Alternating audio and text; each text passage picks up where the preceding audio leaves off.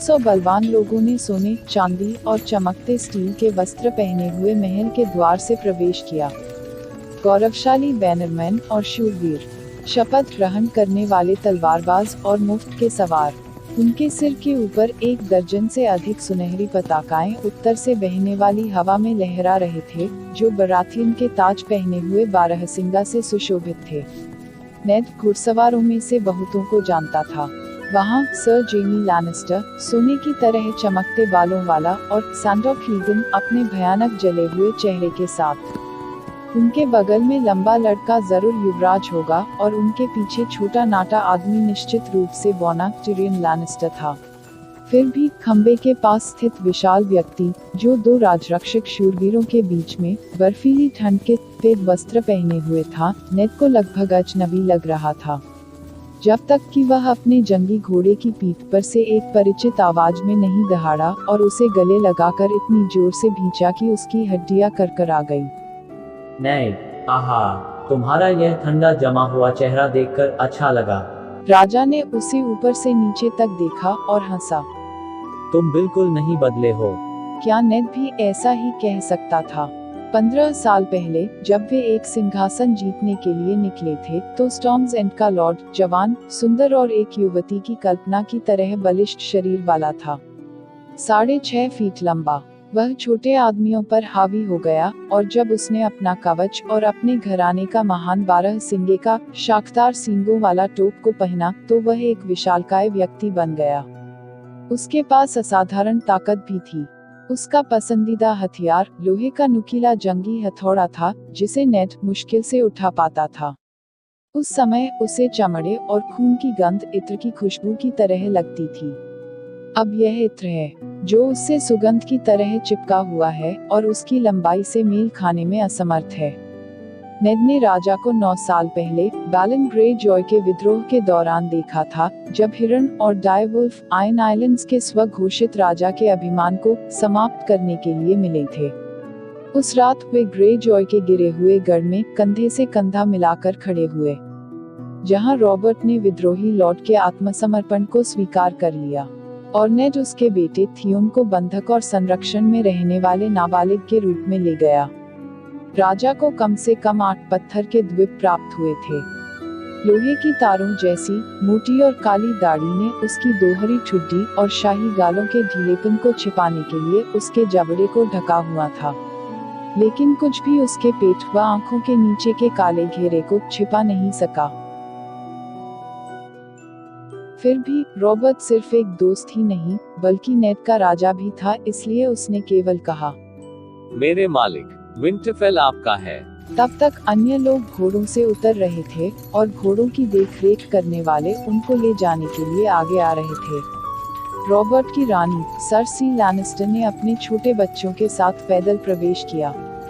जिस चलते घर में वो सवारी कर रहे थे, वह एक विशाल 2 मंजिला गाड़ी थी। इस पर बलूत का तेल और सोने का पानी चढ़ा हुआ था, और 40 भारी वजन ढोने वाले घोड़ों द्वारा खींची गई थी। यह महल के द्वार में से आने के लिए बहुत चौड़ी थी। नेड ने रानी की अंगूठी को चूमने के लिए बर्फ में घुटने टेके, जबकि रॉबर्ट ने केटलन को एक लंबे समय से बिछड़ी हुई बहन की तरह गले लगा लिया। फिर दोनों पक्षों द्वारा बच्चों को आगे लाया गया, परिचय कराया गया और स्वीकृत किया गया। अभिवादन और औपचारिकताएं पूरी होने से पहले ही राजा ने अपने मेजबान से कहा, मुझे अपने तहखाने में ले चलो, मैं अपनी श्रद्धांजलि देना चाहता हूँ। इसीलिए नेड उसे पसंद करता था। इतने वर्षों के बाद भी वह उसकी बहन को याद करता है। उसने लालटेन मंगवाए, किसी और शब्द की जरूरत नहीं थी, लेकिन रानी ने इसका विरोध किया। वे सुबह से सवारी कर रहे थे, हर किसी को थकान और ठंड लग रही है। निश्चित रूप से पहले उन्हें खुद को ताज़ा करना चाहिए। मुर्दे प्रतीक्षा कर सकते हैं। उसने इससे अधिक और कुछ नहीं कहा। रॉबर्ट ने उसकी ओर देखा, और उसका जुड़वा भाई जेमी चुपचाप उसकी बाह पकड़कर उसे ले गया, और रानी ने कुछ नहीं कहा। वे एक साथ तहखाने की ओर गए, नेड और यह राजा, जिसे उसने मुश्किल से पहचाना था। पत्थर की घुमावदार सीढ़ियां संकरी थी। नेड लालटेन लेकर पहले गया। मैं सोचने लगा था कि हम कभी भी विंटरफेल नहीं पहुंचेंगे। नीचे उतरते वक्त रॉबर्ट ने शिकायत की।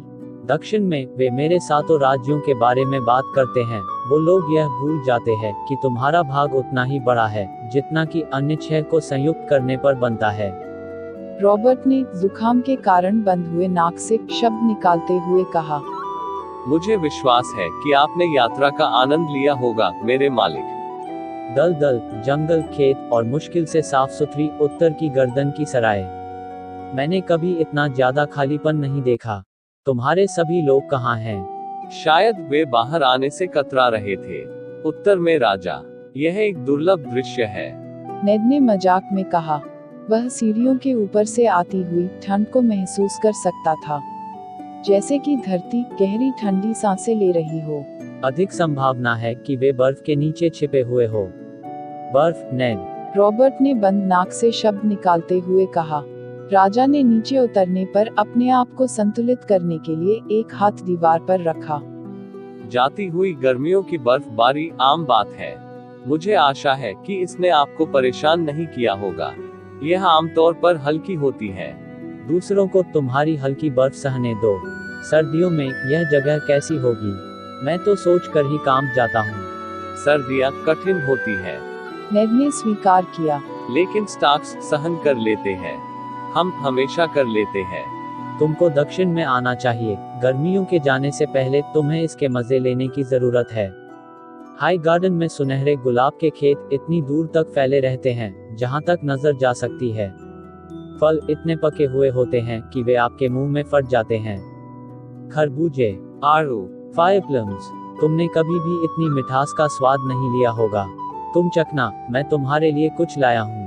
यहाँ तक कि स्टॉर्म्स एंड में खाड़ी से अच्छी हवा बहती है, फिर भी दिन इतने गर्म होते हैं कि तुम मुश्किल से घर के बाहर निकलोगे। और तुम्हें कस्बों को देखना चाहिए नेड। हर जगह फूल, खाने से भरे हुए बाजार, गर्मियों की मदिरा इतनी सस्ती और इतनी अच्छी कि तुम बस सूंघने से ही मदहोश हो जाओगे। हर कोई मोटा, शराबी और अमीर है। उन्होंने हंसते हुए अपने पेट को थपथपाया। और लड़कियां, नेड, उसने कहा और उसकी आंखें चमक उठी।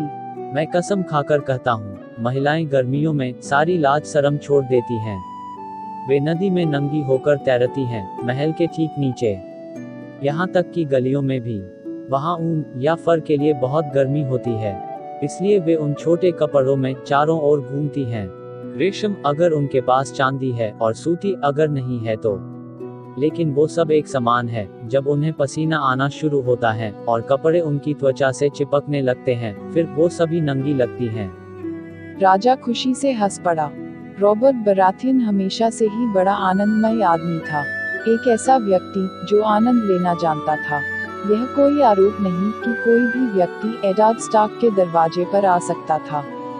फिर भी नेड मदद नहीं कर सका, लेकिन उसने ध्यान दिया कि राजा पर उन सुखों का प्रभाव पड़ रहा है। जब वे सीढ़ियों के नीचे पहुंचे, तब तक रॉबर्ट बहुत जोर से सांसें ले रहा था। वह तहखाने के अंधेरे से निकला। लालटेन की रोशनी में उसका चेहरा लाल दिख रहा था। मेरे मालिक, नेड ने सम्मानपूर्वक कहा। उसने लालटेन को एक चौड़ी मेहराबदार छत के आकार वाले रास्ते की ओर घुमाए। टिमटिमाती रोशनी पत्थरों पर पड़ी और ग्रेनाइट के खंभों की लंबी कतार चमक उठी, जो दो दो के जोड़े में रास्ते के दोनों ओर थे और आगे घने अंधेरे में खो रहे थे। वह अंत में अपने पिता और भाई ब्रैंडन के साथ है। उसने खंभों के बीच के रास्ते का नेतृत्व किया और रॉबर्ट कुछ कहे बिना तहखाने की ठंड में कंपकंपाते हुए पीछे पीछे चल दिया। यहाँ हमेशा ठंड रहती थी। स्टार्क घराने के मृतकों के बीच चलते वक्त उनके कदम पत्थर पर आवाज कर रहे थे और मेहराबदार छत के ऊपरी हिस्से में आवाज गूंज रही थी।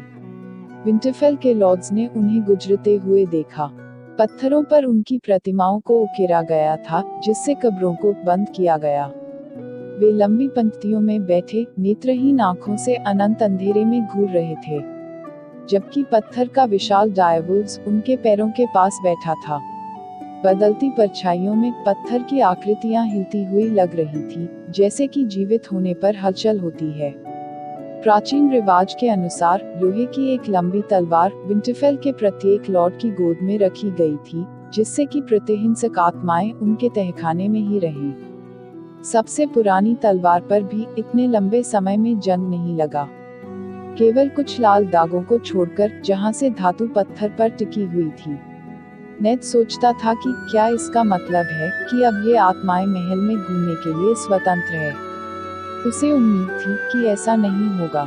विंटरफेल के पहले लॉर्ड्स ने जैसी भूमि पर शासन किया था उसी की तरह वे सख्त आदमी थे। ड्रैगन लॉर्ड्स के समुद्र पार कर आने से पहले की शताब्दियों में उन्होंने किसी भी व्यक्ति के प्रति निष्ठा की शपथ नहीं ली और स्वयं उत्तर के राजाओं के रूप में राज किया। नेड आखिर में रुक गया और तेल की लालटेन को ऊपर उठाया। तहखाना अंधेरे में और आगे जा रहा था, लेकिन इस बिंदु से आगे की कब्रें खाली और खुली हुई थी। काली अंधेरी जगह अपने मृतकों की प्रतीक्षा कर रही थी, उसकी और उसके बच्चों की प्रतीक्षा। नेड को इस बारे में सोचना पसंद नहीं था। महाराज यहाँ, उसने अपने राजा को बताया। रॉबर्ट ने चुपचाप सिर हिलाया, घुटने टेके और सिर झुका लिया। यहाँ पर अगल बगल में 3 कब्रें थीं। नेड के पिता लॉर्ड रिकर्ड स्टार्क का चेहरा लंबा व कठोर था। पत्थर के राजमिस्त्री उन्हें अच्छी तरह से जानते थे। वह शांत गरिमा के साथ बैठे, पत्थर की उंगलियां उनकी गोद में रखी तलवार को कसकर पकड़े हुए थीं। लेकिन जीवन की सभी तलवारों ने उन्हें विफल कर दिया था। उनके दोनों तरफ की 2 छोटी कब्रों में उनके बच्चे थे। ब्रैंडन 20 साल का था जब उसकी मृत्यु हुई। उसे रिवरून की केटलन टली के साथ शादी करने से कुछ दिन पहले ही पागल राजा एरिस टारगैरियन के आदेश पर उसका गला काट दिया गया। उनके पिता को उसे मरते हुए देखने के लिए मजबूर किया गया। वह सच्चा उत्तराधिकारी था, सबसे बड़ा, जो विंटरफेल पर शासन करने के लिए पैदा हुआ था। लियाना केवल 16 वर्ष की वह बहुत सुंदर युवा औरत थी। नेड उसे पूरे दिल से प्यार करता था। रॉबर्ट उसे और भी ज्यादा प्यार करता था। वह उसकी दुल्हन बनने वाली थी। वह इससे अधिक सुंदर थी, राजा ने एक खामोशी के बाद कहा। उसकी आंखें लियाना के चेहरे पर टिकी हुई थी, जैसे वह उसे जीवन में वापस ले आएगा। अंत में वह अपने वजन के कारण अजीब तरह से खड़ा हुआ। लानत है नेड, क्या तुमको उसे इस तरह की जगह पर दफनाना जरूरी था? उसकी आवाज में यादों के दुख के साथ कर्कश थी। वह इस अंधेरे से ज्यादा की हकदार थी। वह विंटरफेल की स्टार्क थी, यही उसकी जगह है। नेड ने नीचे स्वर में कहा। उसे एक पहाड़ी पर होना चाहिए, एक फल के पेड़ के नीचे, उसके ऊपर सूरज और बादल और बारिश उसे अच्छे से नहलाने के लिए। जब वह मरी तब मैं उसके साथ था, नेड ने राजा को याद दिलाया। वह घर आना चाहती थी, ब्रैंडन और पिता के पास आराम करने के लिए। वह उसे अभी भी कई बार सुन सकता था। मुझसे वादा करो। वह एक कमरे में रो रही थी, जिसमें से खून और गुलाब की गंध आ रही थी। वादा करो नेड। बुखार ने उसकी ताकत छीन ली और उसकी आवाज कर्कश हो गई थी। लेकिन जब नेड ने उससे वादा किया तो डर उसकी बहन की आंखों से निकल गया। नेड को यह याद था कि वह किस तरह मुस्कुराई थी, कितनी कसकर उसकी उंगलियों ने उसे जकड़ लिया था, क्योंकि उसने जीवन पर से अपनी पकड़ छोड़ दी थी। गुलाब की पंखुड़ियां उसकी मृत और काली हथेली पर फिसल रही थी। उसके बाद उसे कुछ भी याद नहीं था। उन्होंने उसे दुख में चुपचाप उसके शरीर को पकड़े हुए पाया। छोटे कद के आदमी हाउलैंड रीड ने उससे उसका हाथ छुड़ाया। नेड इसमें से कुछ भी याद नहीं कर सकता था। मैं उसके लिए फूल लाता हूँ जब भी मुझे मौका मिलता है। लियाना को फूल प्रिय थे। राजा ने उसके गाल को छुआ। उसकी उंगलियां खुरदुरे पत्थर को धीरे धीरे सहला रही थी, जैसे कि वह जीवित मांस हो। रेहगार ने उसके साथ जो किया उसके लिए मैंने उसे मारने की कसम खाई थी। और तुमने कसम पूरी की। नेड ने उसे याद दिलाया। सिर्फ एक ही बार, रॉबर्ट ने कड़वाहट से कहा। वे ट्राइडेंट की नदी के तट पर आमने सामने आए, जबकि उनके चारों ओर युद्ध की तबाही हो रही थी। रॉबर्ट अपने जंगी हथौड़े और अपने महान बारहसिंगे के शाखदार सींगों वाले तोप के साथ। वहीं टारगैरियन राजकुमार ने पूरी तरह काले रंग का कवच पहना था। उसके सीने पर माणिकों से उसके घराने का चिन्ह 3 सिर वाला ड्रैगन गड़ा गया था, जो सूरज की रोशनी में आग की तरह चमक रहा था। उनके पैरों के चारों ओर बहता ट्राइडेंट का पानी उनके फैलाए विनाश से लाल हो गया था। वे एक घेरे में घूमे और भिड़ गए, बार बार एक दूसरे पर प्रहार करते रहे, जब तक कि रॉबर्ट के हथौड़े ने ड्रैगन के कवच और उसके नीचे की छाती को कुचल नहीं डाला। जब नेड आखिरकार घटनास्थल पर पहुंचा, तब रेगर धारा में मृत पड़ा था, जबकि दोनों सेनाओं के पुरुष उसके कवच से टूटकर गिरे मोतियों को बहते पानी में ढूंढ रहे थे।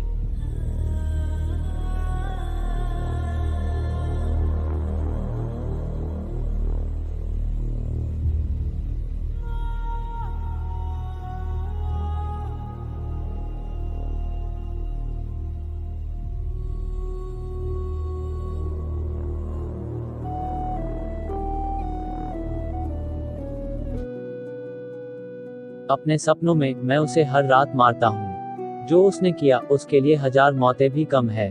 कुछ भी नहीं था जो नेड उससे कह सकता था। एक खामोशी के बाद उसने कहा, हमें लौट जाना चाहिए मेरे मालिक। आपकी पत्नी प्रतीक्षा कर रही होगी। दूसरे मेरी पत्नी को संभाल लेंगे। रॉबर्ट ने चिड़चिड़ेपन से बड़बड़ाया, लेकिन वो जिस ओर से आए थे उसी ओर वापस चलना शुरू कर दिया। उसे अपने कदम भारी उठते हुए लग रहे थे। और अगर मैंने एक बार और मेरे मालिक सुना तो मैं तुम्हारा सिर भाले पर लटका दूंगा। हम एक दूसरे के लिए इससे अधिक हैं। मैं नहीं भूलूंगा, नेड ने धीरे से उत्तर दिया। जब राजा ने जवाब नहीं दिया तो उसने पूछा, मुझे जॉन के बारे में बताइए। रॉबर्ट ने सिर हिलाया। मैंने कभी किसी आदमी को इतनी जल्दी बीमार होते नहीं देखा। हमने मेरे बेटे के नामकरण के दिन एक खेल का आयोजन किया था। यदि तुमने उस समय जॉन को देखा होता तो तुम कसम खाकर कहते कि वह हमेशा के लिए जीवित रहेगा। 2 सप्ताह के बाद वह मर चुका था। बीमारी उसकी अंतड़ियों में आग की तरह थी। वह उसे अंदर से जला रही थी। वह काफी समय पहले मरे एक स्टार्क की कब्र के पास वाले स्तंभ के पास रुक गया। मैं उस बूढ़े आदमी से प्यार करता था। हम दोनों करते थे। नेड एक पल के लिए रुका। केटलिन को अपनी बहन के लिए डर है। लाइसा अपने दुख को कैसे सहन करती है। रॉबर्ट के मुंह पर एक कड़वाहट उभर आई। वास्तव में ठीक नहीं है, उसने स्वीकार किया। मुझे लगता है कि जॉन को खोने से वह महिला पागल हो गई है नेड। वह लड़के को वापस एरी ले गई, वो भी मेरी मर्जी के खिलाफ। मैंने कैस्टली रॉक में टाइवन लैनिस्टर के पास उसके पोषण की उम्मीद की थी। जॉन का कोई भाई नहीं था और ना ही कोई दूसरा बेटा था।